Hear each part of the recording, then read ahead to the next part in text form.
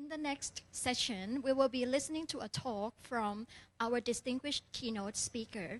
And on this occasion, I would like to invite the Dean, Chulalongkorn University's of Faculty of Communication Arts, Professor Dr. Parichat Sathapitanon, to welcome and introduce the keynote speaker. Ladies and gentlemen, please join me in welcoming Professor Dr. Parichat Sathapitanon.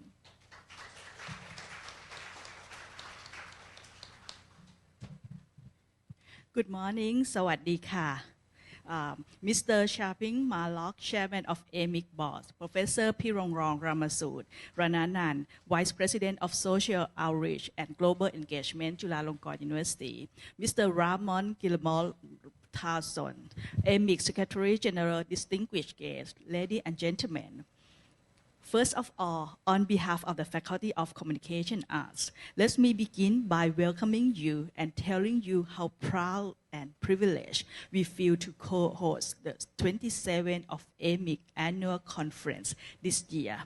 The last time we hosted the conference was in year 2004. That's what the 13th AMIC Annual Conference. So we are so exciting, and we hope to learn a lot from you.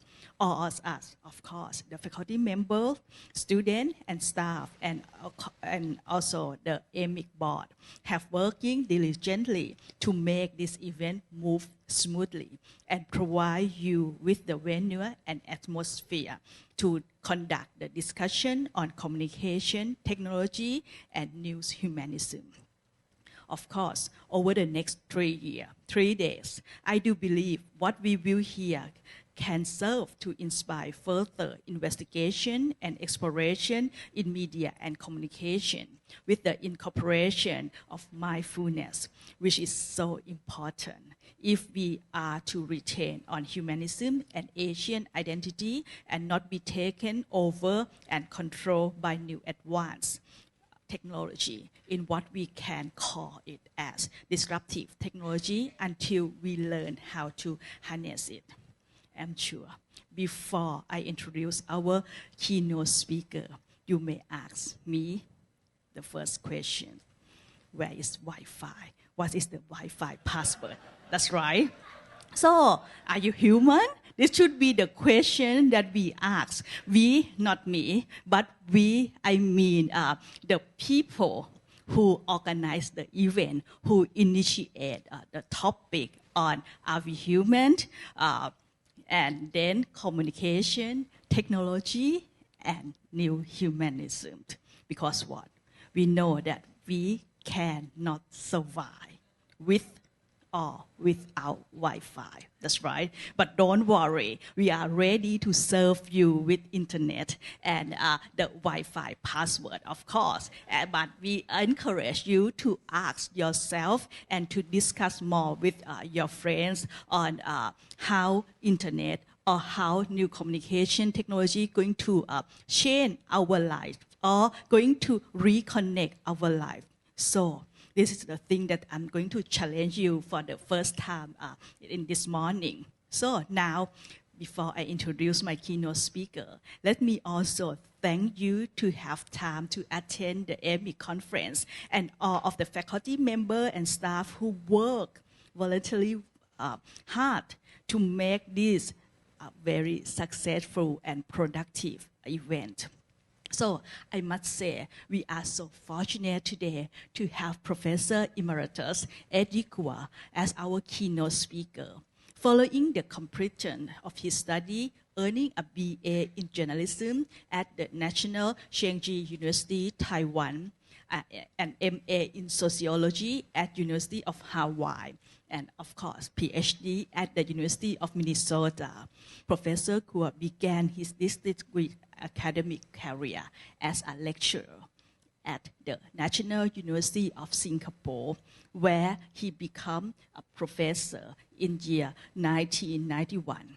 After that time, he moved to become the founding dean of V. Kim Wee School of Communication and Information of Nanyang Technological University, and later the founding and interim dean of the School of Humanities and Social Science at NTU. He was awarded the title Professor Emeritus in year 2011 and today. In addition to his role at NTU, he served as an academic advisor of SIM University or UNISIM, as well as the advisory board of the Oxford Internet Institute of Oxford University. Professor Koo is a founding editor of Asian Journal of Communications. He also served on the editorial board and advisory boards of two American journals, the Information Society and Journal of Asia Pacific Communications, as well as Telematics and Informatics of the Netherlands, the Journal of Development Communication of Malaysia, the Australian Journal of International Communication and Mass Communication Research of Taiwan. Among his many distinguished awards are the AMIC Asian Communication Award and Sin Yung Outstanding Communication Award. So now it's time for him and his very, very special remark on the speech that's going to challenge us on the communication, technology, and new humanism. Please now join me in welcoming Professor Emeritus S.D. Koo. Thank you.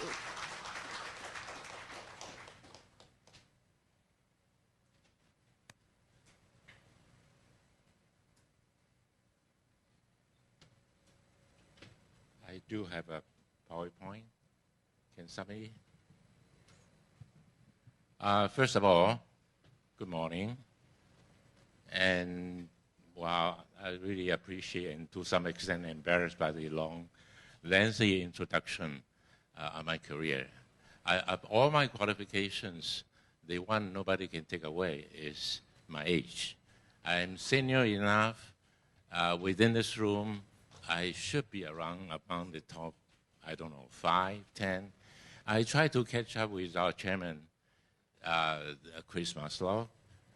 I've been trying that for 40 years. He's still a few years older than me, which I can never make it up. He was at Minnesota, I think we were both there in the 60s, but he was a few years ahead of me.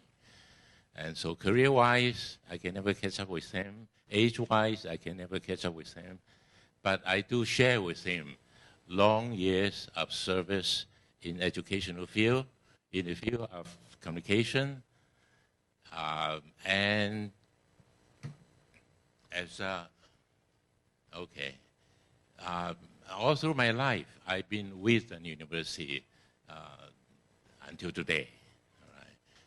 And for that reason, as a student of sociology and communication, I put myself as a long-term, keen observer of what's happening to communication research and education in Asia in particular in the past 50 years. And here comes with the title of my keynote. That will be a 50-year, a half-century review. And I'm saying I'm well qualified to do that as a personal participant, observer of what's happening. Let me try to use that. Okay, I start with, is it a bit hard for me because I have to read? Okay, let me try. Now, communication studies basically started in the 20th century. Earlier in the century, some of you might have heard the yellow journalism. Some of you may have heard, definitely have heard of the Spanish-American War, which some said was instigated by the yellow journalism in the U.S., the penny press.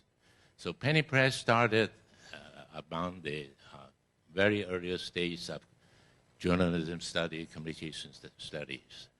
Then into the first half of the 20th century, we have observed the beginning of the radio broadcasting, movies, film studies started at that time, of television, and then get into what we're more familiar with. But what happened in Asia was certainly a century of turmoil. And in terms of communication study, we observed something beginning only after World War II. And in the past half century, this is what I define what we are now. Okay. What we have is I'm trying to see what's the best way to do it. Can I take it off?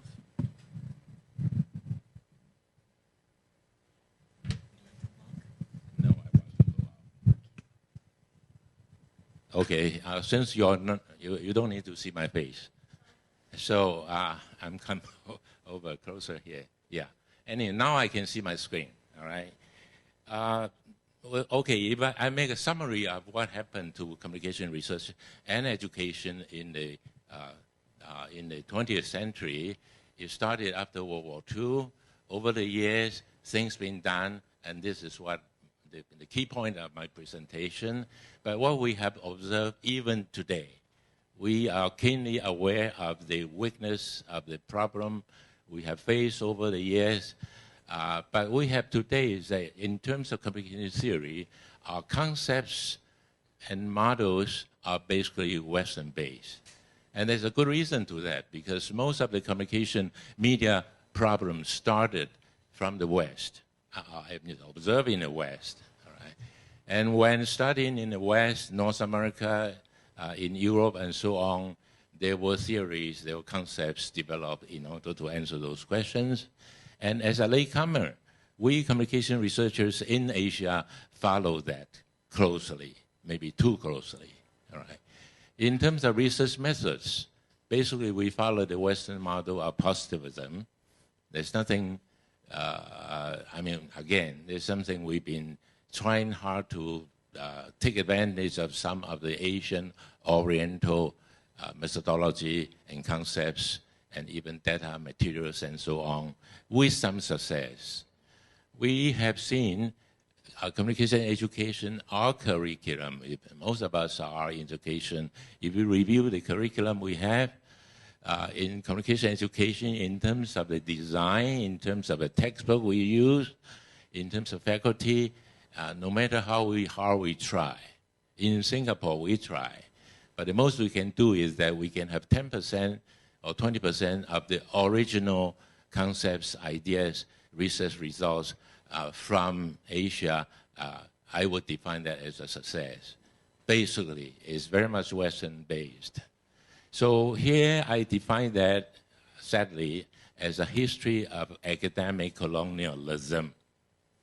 And for that, there have been calls for decolonization and de-Westernization. And some of our old friends here have been trying hard to do just that throughout the 20th century. Now, here it comes closer to us. It's not that we, Asian communication researchers, are not aware of that. We do. We have been working on that. As early as in, there have been two major organizations in the 1970s. AMIC, Singapore. Was launched in Singapore. The founder was Lakshman Rao, and was funded in 1971. So AMIC has a history of 48 years. All right? In 2 years' time, we shall celebrate 50 years. Lakshman Rao was an Indian communication scholar. Again, like Chris and myself, were trained in Minnesota. I think Lakshman was maybe 2-3 years ahead of you, and you were 2-3 years ahead of me. So we do have a Minnesota tradition here. All right. And, over the decades, AMIC has done so much in annual conference, in different kinds of seminars, publications, and so on. And as a result, a reflection of the kind of early awareness and contribution to communication theory in Asia. All right. We have a book in 1988 edited by Professor Wilmore. 1988, that's 30 years ago. And we're so happy we have invited Professor Weimar to be back here. Can you stand up? There, all right? We're old friends for more than 30 years now. Now, the good news is this book will be, revised and will be published, and AMIC will play a role on that. So after so many years, I don't know if we should be happy or we should be somehow embarrassed that it took so long, all right? And we're going to have a revised edition of this book by Professor Weimar. Another organization I personally been involved quite a bit, and a few of us here were alumni of East-West Center. The East-West Center, Honolulu, Hawaii, East-West Communication Institute, funded by none other than Professor Weber-Stram back in 1973. So here, pay attention, in the 1970s, quite a lot of energy and resources have been put together in looking at communication situation in Asia. And also, there was a landmark publication out of East-West Center by Larry Kincaid, Communication Theory, Eastern and Western Perspective in 1987. And I think just from these two organizations and two publications, you can see efforts made by communication researchers at that time. And many of them are retiring now. But Larry Kincaid is still in Johns Hopkins, I think, still active. So these are of the two organizations. I should also add that there was a time quite a lot of research grant can be obtained from different foundations, from UN, from UNESCO, from Ford Foundation, Rockefeller Foundation, Population Council, and so on. And those were a few decades of very active and I think decent efforts to develop communication with an Asian perspective. So this is back in the 1970s and 80s, but all right, I want to have a chronological review of different themes of communication research since World War II, and that I think that's very helpful to see what has been done. Now, communication research after war, quite obviously, not just communication research, all kinds of academic research. The concern was on development. The concern was on reconstruction, on development of new resources, on how to increase agricultural productivity, how to enhance the health, communication. All kinds of things happen, leading into, here I put two areas. In fact, there are three areas. International communication was first time after World War II, because before that, everything is Western, American, European, and so on. Intercultural communication started to be, to attract a lot of attention with the input from anthropologists also. Then development communication was a key concern over the years. There is the modernization theory, there is a development communication, not just in communication, but in social science academic field in general. Of course, you know, development economy was a key concern. Development sociology been very, But if we can summarize, the thinking at that time in the 1950s and 60s was that the whole world is going through a process of modernization. And the modernization seems to be a very simple, linear process. You start from traditional, you move to modernization. You start from rural, you go to urban. From agriculture, you go to industrial sociology, all right, industrialization. That was popular throughout these 2 decades, and quite a lot of studies being done. Some of you may old enough to read about Daniel Lerner's The Passing of Traditional Society, almost like a Bible. Then. Now we know it was a CIA publication. All right? Okay, so in the 50s and 60s, that was the theme, and quite a lot of seminars went into that. Then, in the 1970s, a lot more self-reflection come into picture, all right? And we start to see, to begin to see that cultural imperialism was really what's been dominant and what's over. We are under the shadow of cultural imperialism. In 1980s, again, some of you may remember, New World Communication and Information Order, NWCIO. And there's a study out of UNESCO and so on. McBride Report, all right? Okay, there's so many PhD students who've been doing that at that time. And the concept in post-industrial society, 1990s, starting with satellite, transporter, communication, globalization and communication was the theme during that period of time. And information society. Then after year 2000, the new century, all right, all this ICT, digital communication, mobile, social media, and things are moving very, very fast, and with tremendous impact. And we're yet, you know, the key question of humanity comes into picture at this time. So over in this slide, you can see that communication research seems been changing from time to time and having tremendous impact of that. But coming back to Asia, all right. Oh, let me do this first. I don't know why I put this first. Yeah.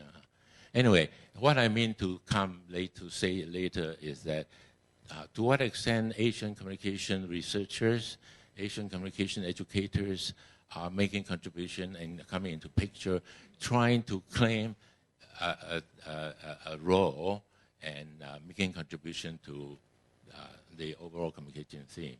So first of all, there are key journals coming in. Before that, even until today, the dominant journals are from the West. We all know that. If you are in communication, you're in university education, the question is always how do you make him publish in such journals. But let me just show the list of what in communication we have done over the years. In Asia, Media Asia, published by AMIC, by the way, was published in Singapore in 1974, all right? And this is the longest serving English language journal on Asia communication. Media Asia, except it's not meant to be so academic, it's meant to be more professional and trade-oriented and more like a Columbia Journalism Review and so on. We try and so on. But it's still going on. And it's now in Manila, published from Manila now.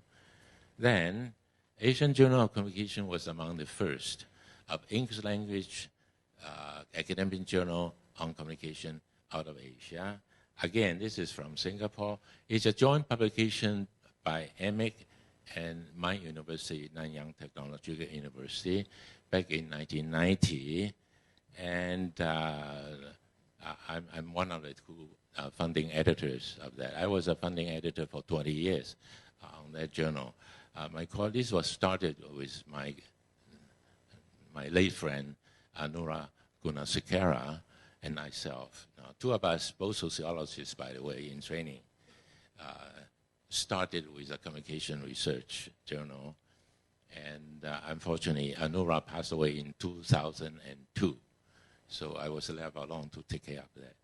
But in year 2010, I stepped down as an editor with a colleague of mine, Hao Xiaoming, took over. But just last year, my friend there, Ang Peng Hua, took over as the third editor of Asian Journal of Communication. Right? So this is SSCI listed, rated among the top in Asia communication. Journal of Asia Pacific Communication was published in the same year, and the two founding editors, Howard Giles and Pearson. Journal of International Communication out of Australia, our orphan Niran Chitty as the editor, and he's been editor since until today. Out of, oops, sorry. All right. All right. Okay, you go ahead and get that. Anyway, but let me take the opportunity. I just realized there is a new journal coming up last year. Let me do a publicity for communication and media in Asia Pacific. This year coming out with volume 2 out of Chulalongkorn University, all right, out of our host organization. The latest journal, Communication and Media in Asia Pacific. Another one, Inter-Asia Communication Studies out of Taipei and Singapore. This is the latest one. Our earlier one, founding editors are Chen Guangxin from Taiwan and Cha Beng-Huat from Singapore. Right? By the way, all these are SSCI listed. So these are credible with impact on that. But what I mean to say is that unlike something before 1990 and so on, we do have journals that will focus on communication research in Asia, on Asia, and been working effectively, and their impact can only enhance. All right, I mean to list this because since year 2000, there have been credible efforts focusing on Asian communication model, Asian communication theory, a study question on Asian communication. Now, first of all, in year 2000, Asian Journal of Communication came out with a special issue towards an Asian theory of communication. It's a special issue out of Asian Journal of Communication. By the way, year 2000 was a year when AMIC had its annual conference in Singapore, the first time coming to Asia. And I have to say, it's a good beginning. Professor Kim Min-sun Kim from University of Hawaii, non-Western perspective on human communication implications for theory and practice, out of SAGE.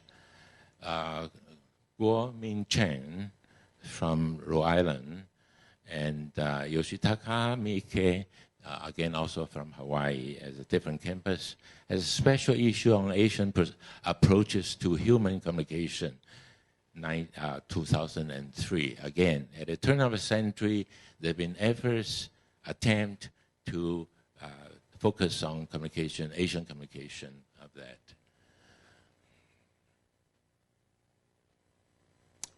Another old friend, Shatan Gunaratne, The Tao of the Press, a humanocentric theory, year 2005.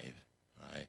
Shatan was also Minnesota PhD, my contemporary, by the way. Unfortunately, passed away a few months ago from Minnesota. Chen Guoming and AMIC, again, Asian contribution to communication theories, special issue out of China media research. Our old friend here, Asian Georgette, was invited to be a special issue editor for Asian Journal of Communication in year 2009. Asian communication research in foreign, moving beyond ethnocentrism. By the way, I must invite Georgette to Georgia will be making will present paper tomorrow also. Now, she's been working on this issue for years. It's my personal bias. I think she's the one who has published most than any others in terms of the de-Westernization and on Asian communication issues. 2009, the year 2010, when ICA, by the way, came to Asia, not the first time, but 2010, come to Singapore. ICA was jointly organized by AMIC and my university, NTU. Asian communication research, past 20 years and the next. It's a special issue. It's also my swan song, my finale, because I stepped down as the editor of AJC after year 2010. We have more. Georgette, again, in 2010, published this under Routledge, De-Westernizing Communication Research, Changing Questions and Altering Frameworks. Georgette claims or intends to retire and supposedly retire. I keep on urging her to do more. Too young to retire. Hui Chin Chan, I think she's now in Illinois, Chicago, and Lin Chen from Hong Kong also have a special issue, explore but not assume, revisiting commonalities in Asian Pacific communication as a special issue out of Journal of Asian. All right? I must move a bit faster of that. I want to list three major international communication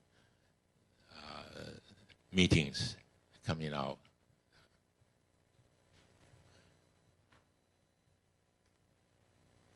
All right.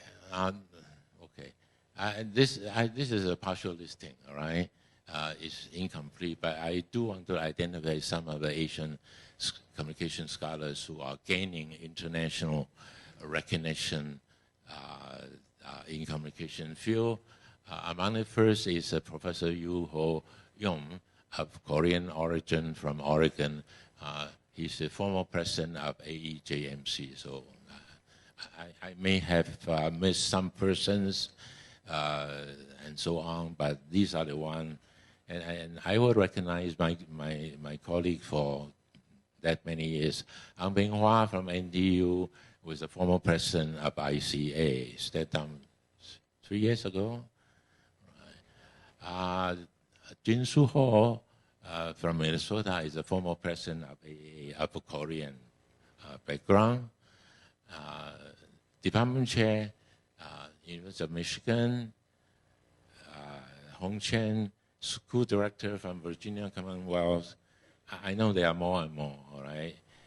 Zhou Shuhua, I mentioned him because as an endowed chair in Missouri School of Journalism, it's no small feat. It is a high recognition. And Hong Chen, by the way, I'm sure Jack probably know better, is moving to somewhere in Chicago. All right, I have to move faster because I've been warned. All right, major editors. I mean, editors of major journals. There are more and more Asian scholars taking that role. So we are no longer just contributing, sending a manuscript to be reviewed, to be published.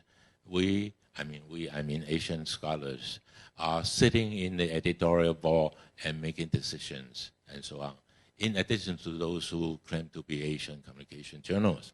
These are international journals, right? We ran Louisa Ha, Fu Yan-shen, all right? Again, most of these are of Chinese origin and Korean origin and so on. But look at that, these are major communication journals. And just to show you how much we have accomplished, QS survey, the world ranking of universities, you should all be familiar with that. I look at Chulalongkorn claiming to be a top 100 university in the world. All right, so it's an accomplishment. Here we're looking at communication and media studies field of the ranking of the world.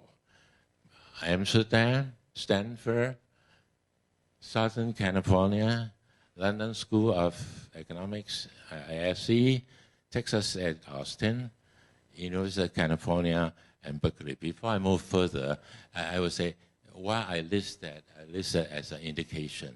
I do not claim, and sometimes I'm personally embarrassed that NTU ranked number 8 of the whole world, meaning it's better than Cornell, it's better than NYU, it's better than many, many other universities. But anyway, that's the world ranking by QS, all right? And the latest ranking. So it's top in Asia Pacific. We have more. UCLA, UP, Columbia, Wisconsin, Michigan State, and US, Singapore. National University of Singapore ranked number 14, and Chinese University of Hong Kong ranked number 15 as of now. In New York, QUT, Northwestern, University of UC, Boston, Santa Barbara, Sydney, ranked number 4, University of Hong Kong. All right. So they are Asian education, communication education. I'm afraid I'm running out of time, so I have to be very quick. But if anything to be remembered, these 2 slides, I want you to really take a look. So what happened? First of all, there's a changing world order. The world is different now. There's a changing media landscape, totally different. The professions are different, the media are different. What is journalism we teach today I really don't know how to teach journalism today. Now, the changing, there's a new media that call for a new paradigm. But keep in mind, new meaning that we do not have to follow what's happening in the West, in US, in Europe anymore. There are many, many occasions, there are many, many new applications, new media that call for new paradigms, that call for new thinking. Some of my friends, some of my old students would say, how do we do now? All the theories being developed, all the concepts being used. So is there anything for us to learn at this time? We are latecomer. We are not latecomer. Everything is fresh now. We can start in with something new. We can do original thinking. So there's in Asia, there's growth in research, publication. This is what I've been saying in the past 5 minutes. Now we come to a stage of beyond. We keep on talking about Westernization and so on, so on. No more. We don't have to talk about that. There is much more integration and dialogue between the two. We find the globalization of that. We find there are more Asian contribution. We're ready to contribute. All right. Okay, give me 1 minute. All right. I want to identify the gaps and limitations. There is an imbalance. There's too much of China and South Korea. All right. You go to any American university now, you're bound to find scholars of Korean background. You're bound to find Chinese. Almost all departments must have one scholar, at least one from China, because it's so important. You cannot ignore that. You need someone who can understand what's happening in China, in Asia, and so on. There's an imbalance. All right? There is a dialogue between East and West, but there's little exchange among Asian countries. I must say I know more of American communication institution than I know about Thailand. What a shame. All ASEAN friends. Right? There's a rising as a potential center rising up. And the three centers possibly will be Singapore, Hong Kong, maybe China. But again, we have to see the center in Asia rather than all the time we have to send our top scholars to West for the learning. There's a need for intra-Asia comparative study. There's a need for localization and regionalization. That can be another lecture. There's a need for broad-based and revision to cope with the changing environment. And I look at the role of AMIC.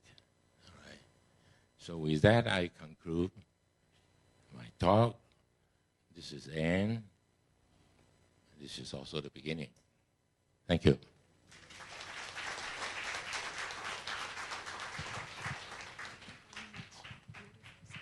Thank you very much, Professor Emeritus Eddie Kuo. I was listening to all of your words, every word. It's in my brain now. From past to present and the digital future of our academic journey, and led by AMIC. Thank you very much, Professor Emeritus Eddie Kuo, for your profound and inspiring talk, and you have left us very important question of how are we going to go from now. I would like to invite Dr. Crispin Maslock to offer a token of appreciation to Professor Emeritus Eddie Kuo. So can you please, Professor, come forward to receive the small token of appreciation from Dr. Crispin Maslock.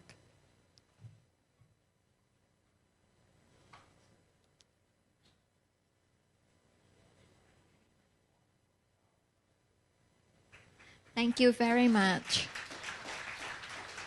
Thank you very much.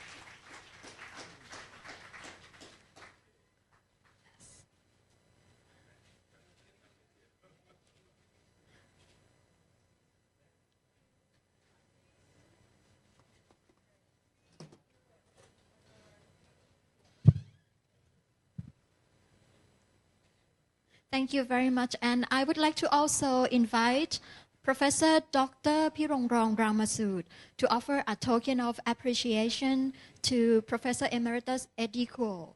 Could you please come forward again, Professor Kuo? Yes. Yes, may I invite?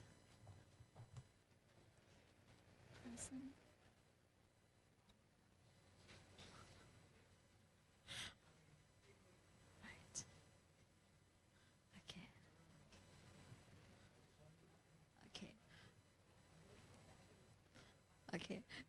Please remain at the front for a moment, and we're now waiting for the present or maybe yes, the photo. Okay, right. I think it's a good time for official photograph while we're waiting for the present. May I invite the Vice President of Chulalongkorn University, Professor Dr. Pirongrong Ramasud, and Dr. Crispin. AMIC Board of Directors Chairman on the stage, please, for an official photographs. And also, may I also invite the Dean of the Faculty of Communication Arts, keynote speakers, to take the stage for an official photograph, please. Yes.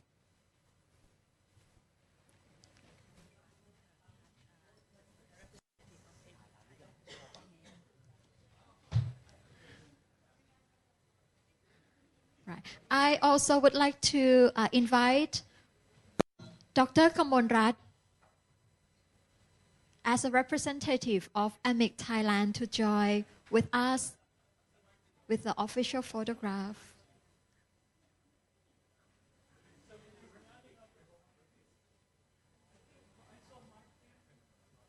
And the speakers as well.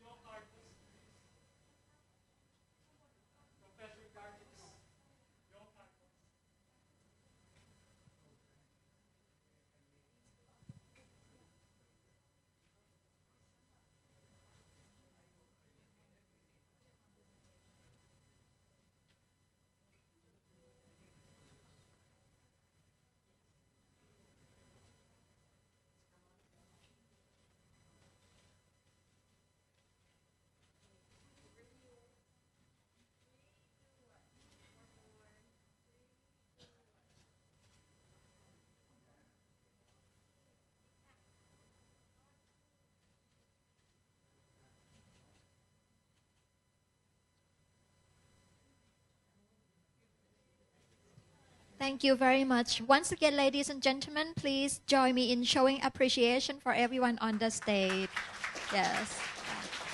Right. And present time, may I request Professor Kuo on the stage again to accept a small token of appreciation from Chulalongkorn University.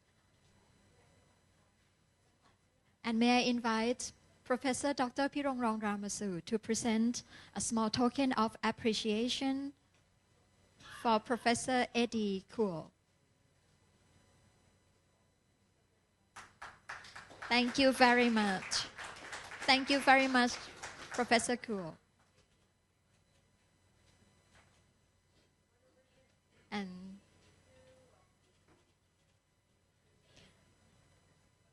yes. Thank you very much, Professor Kuo and Professor Pirongrong.